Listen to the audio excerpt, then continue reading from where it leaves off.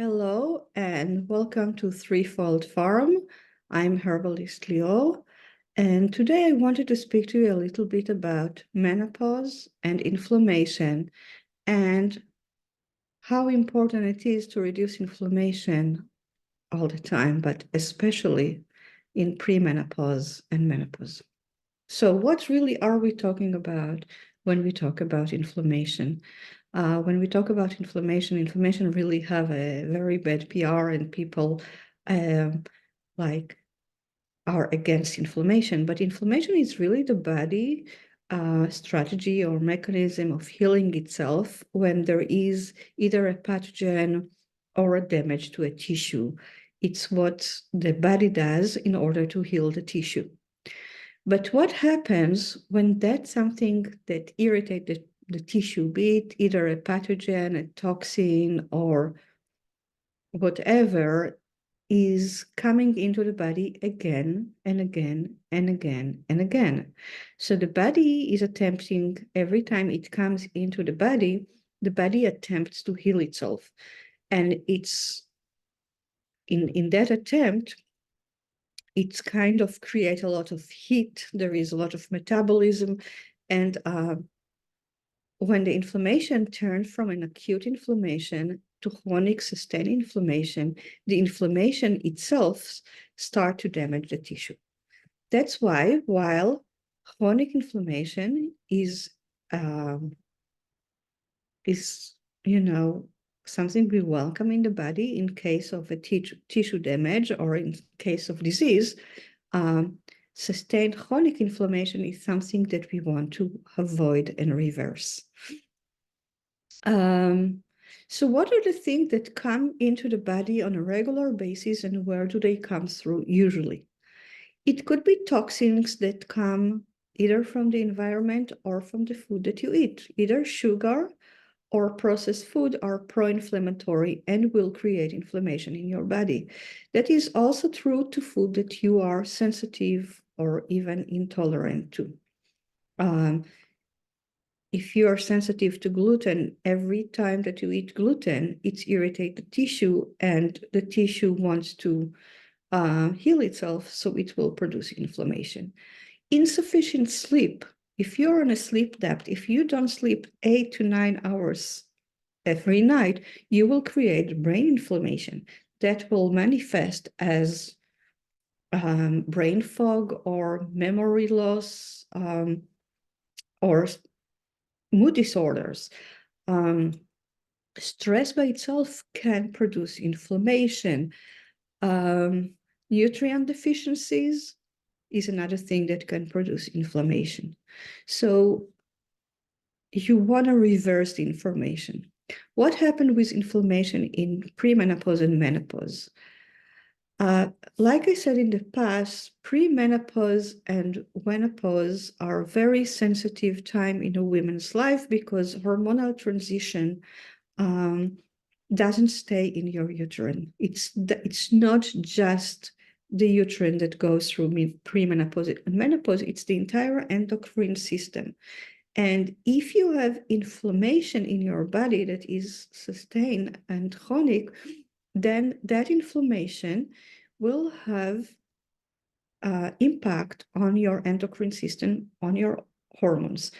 And what can happen is that the inflammation can feed premenopausal symptoms, and also premenopause can feed the inflammation from both ways. So let's take, for example, you have a lot of inflammation in your body, and the body experiences that inflammation as a stressor because inflammation is creating stress in the body. Because of that stress, you might not sleep well at night. No sleep and a lot of stress in the body. What do they create? Hot flashes. Hot flashes can feed into more stress and more, like if they turn into night sweats, more sleepless night.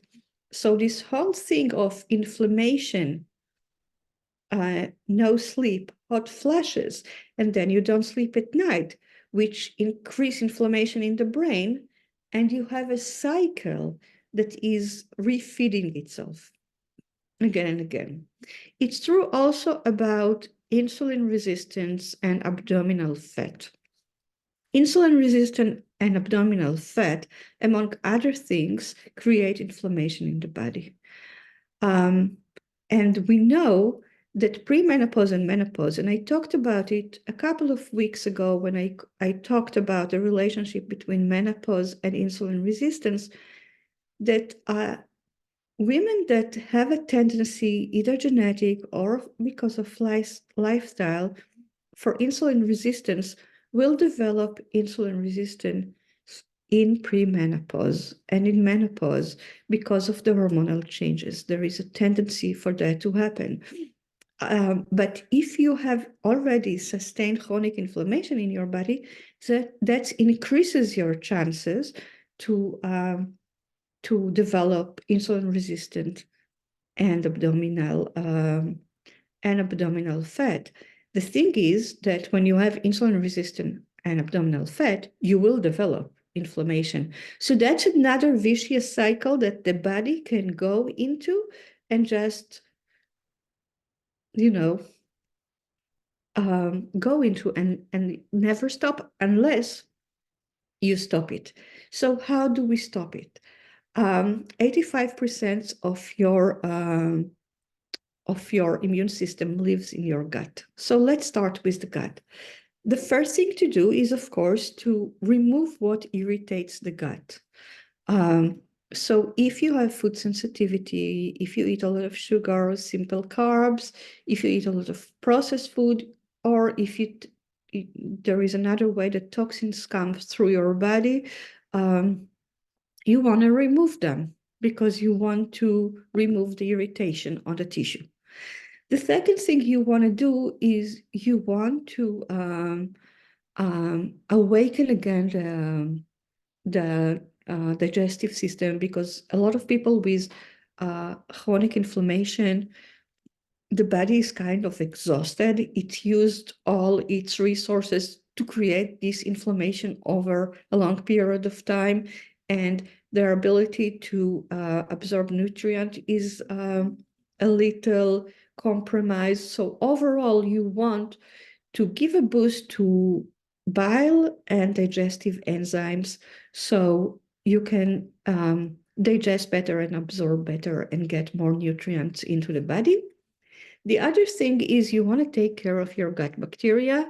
You want to feed it and nourish it so it can support you, because gut bacteria is so important in the inflammatory processes and immune system, and it regulate a lot of immune processes and also mood disorders and nervous system processes. So you want to take care of your gut bacteria, and you want to heal the gut, because most, if not all, chronic inflammation begin in the gut. So you want to heal the gut. Once you heal the inflammation in the gut, everything else in the body can calm down. So if you add to that some stress reduction technique and a good night's sleep, and voila, you reverse the inflammation. Sounds easy, sounds simple. You know, and I know that it's not that simple. You will need a lot of support doing that, and you will need probably some help figuring out the details, because there is a lot of details going into that. So that's what I do. That's where I come. If you want to talk about it, if you are ready to make the step and do the work, and you want to talk about it, let's chat. I will leave my information in the comment, and I would love to hear from you.